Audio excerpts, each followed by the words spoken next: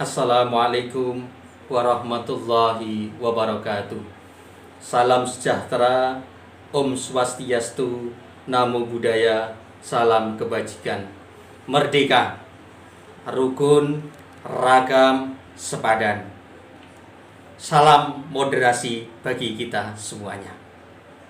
Saudara-saudara sekalian yang berbahagia, manusia diciptakan oleh Tuhan yang Maha Kuasa di dalam posisi secara sunnatullah beragam. Ada perbedaan budaya, warna kulit, suku, bangsa. Apalagi di Indonesia kita bisa melihat penduduk Indonesia yang sangat majemuk, terdiri dari 252 juta jiwa. Ada 17.540 740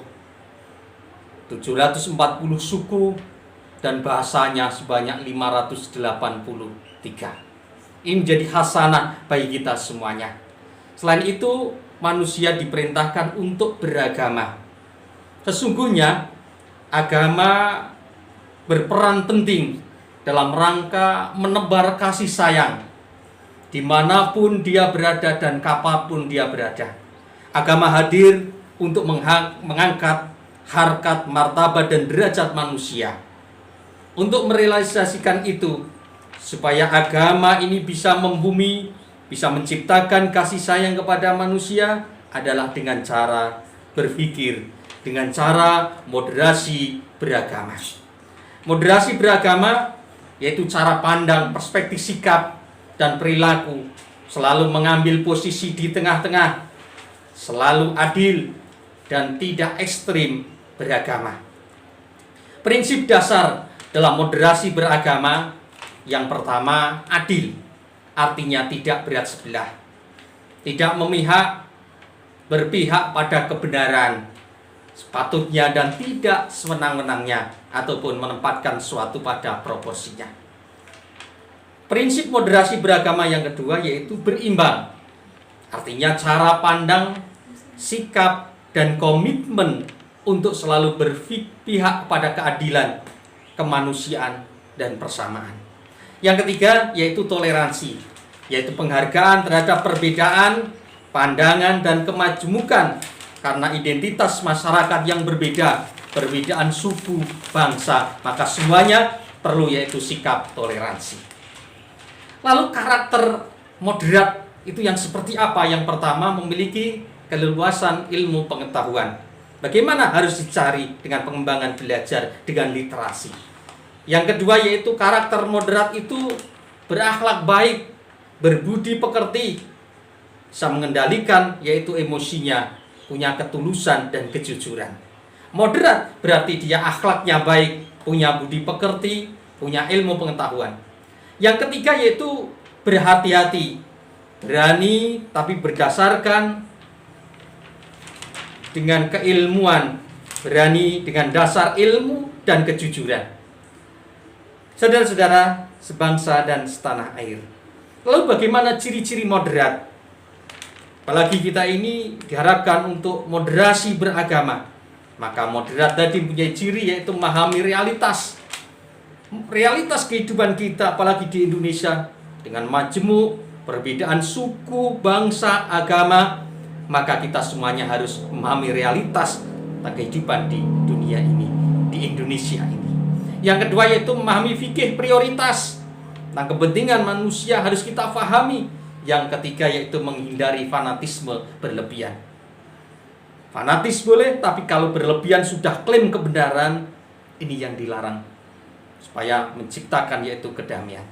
Yang keempat yaitu mengedepankan prinsip kemudahan dalam beragama. Tapi tidak kita memandang suatu itu mudah dalam beragama. Artinya kita ini beragama jangan sampai menyusahkan karena ada makosid, ada rusuh dalam beragama.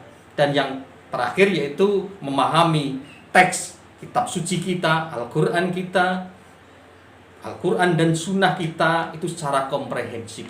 Bukan secara tekstual saja, tapi secara kontekstual. Kita harus berguru, kita harus berilmu, belajar terhadap orang yang lain. Lalu ada 3 pilar Ada 3 pilar moderasi beragama. Yang pertama yaitu memadukan teks dan konteks.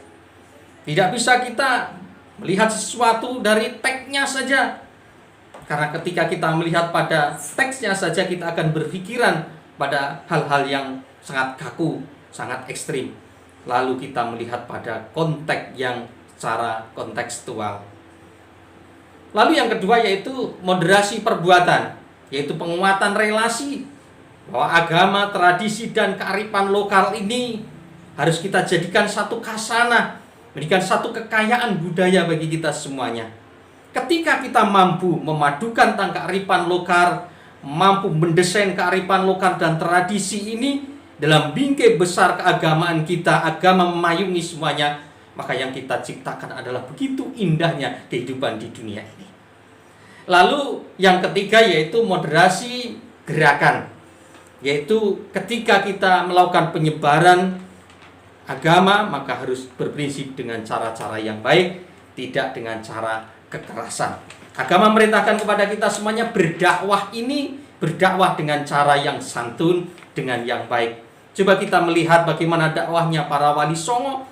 Mereka menggunakan asimilasi akultur budaya dengan budaya, dan mereka diterima secara apik, secara baik di lingkungan, dan bisa diterima tanpa pertumpahan darah. Saudara-saudara sekalian, umat beragama yang berbahagia. Lalu bagaimana untuk mewujudkan moderasi beragama? Pertama, yaitu pemahaman yang benar terhadap teks kitab suci kita. Utamanya kita memahami pemahaman yang benar terhadap teks Al-Quran dan Sunnah. Kita harus mempelajarinya, memahaminya dengan konteks yang lebih luas. Kita gurukan, kita tanyakan. Al-Quran ini sifatnya am, maka harus ditafsirkan, harus difahami secara luas. Yang kedua yaitu penekanan pada nilai-nilai kemanusiaan, keadilan, pada musyawarah, pada kebebasan yang bertanggung jawab. Nilai kemanusiaan ini sangat urgent sekali. Ketika kita menolong seorang, kita mestinya melihat dari sisi kemanusiaan. Siapa yang kecelakaan, kita tidak memandang agamanya apa, sukunya apa, tapi nilai insaniah, kemanusiaan ini harus dikedepankan. Yang ketiga yaitu kerjasama dan bertoleransi terhadap sesama manusia. Kedepankan antara umat beragama, antara satu dan yang lainnya, hidup berdampingan, saling memahami. Dan yang terakhir, mempertemukan ilmu dan iman. Karena tingginya ilmu tanpa landasan keimanan dan keyakinan, maka akan rapuh. Ilmu tadi akan digunakan untuk hal-hal yang tidak baik. Yang kedua yaitu memadukan antara kehidupan yang materialistik ini dengan substantif spiritual kita kepada Tuhan yang Maha Kuasa. Maka ekonomi juga harus kita padukan dengan moralitas kita semuanya. Hadirin, saudara-saudara sekalian yang berbahagia. Maka dalam konteks ini mari bersama kita membumikan moderasi umat beragama. Kita ciptakan kerukunan antar umat beragama. Ketika ada permasalahan apapun, kita selesaikan dengan musyawarah. Kita selesaikan dengan berbicara. Kita selesaikan dengan baik.